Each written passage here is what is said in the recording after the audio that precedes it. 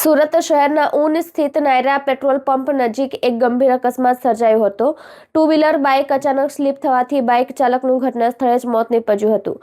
અચાનક દીકરાના મોતથી પરિવારમાં શોકનો માહોલ સર્જાયો હતો। સુરત શહેરના ઊન સ્થિત નાયરા પેટ્રોલ પંપ નજીક એક ગંભીર અકસ્માત સર્જાયો હતો। ટુ વ્હીલર બાઇક અચાનક સ્લીપ થવાથી બાઇક ચાલકનું ઘટના સ્થળે જ મોત નીપજ્યું હતું। અચાનક દીકરાના મોતથી પરિવારમાં શોકનો માહોલ સર્જાયો હતો। અકસ્માતની જાણ થતાં જ સ્થાનિક લોકો ઘટના સ્થળે એકત્ર થઈ ગયા હતા। તે દરમિયાન પોલીસને જાણ કરવામાં આવતા પોલીસ કાફલો તાત્કાલિક ઘટના સ્થળે પહોંચી ગયો હતો।